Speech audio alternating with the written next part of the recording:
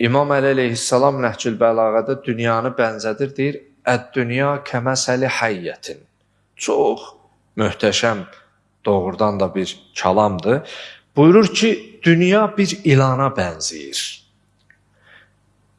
Bilmirəm, o aran yerində ilan çoxdur, indi sizdə burada əksəriyyəti dağda olanlar, hər kəs bilə bilər, fərq eləməz. Leyyünün məssuha və səmməl qatili fi cəvfiha. İlanda belə bir xüsusiyyət var. Baş tərəfindən quyruğuna əli çəksin.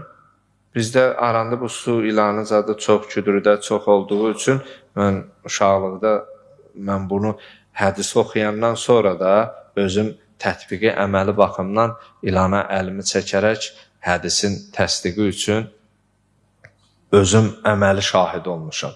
Deməli, ilanın baş tərəfindən quyruğuna əli çəksin, şumatdır.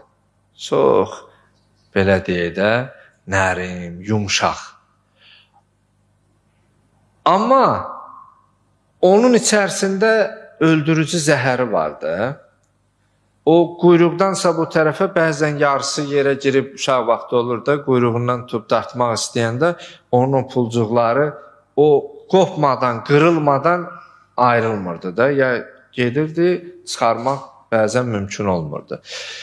İmam Əli əleyhissalam buyurur, dünya bir ilana bənzəyir. Leyyünün məssuha. Əli ona çəkəndə, sürtəndə yumşaqdır, nərimdir. Amma vəssəmməl qatili fi cəvfiha. Onun içərisində öldürücü bir zəhər var. Deyir, bəzi insanlar onun o yumşaqlığına allanıb ona çox yaxın gedər. Və ondan çox yaxın olandan sonra məqam fürsət olan kimi ilan onu çalar və gedər. Amma o müdrik və ağıllı, düşüncəli insanlar onun təhlükəsini hiss edər. Aldadıcı hissəsinə yox, içərisində öldürücü zəhər olduğuna görə ondan kənarlaşar və təhlükədən amanda qalar.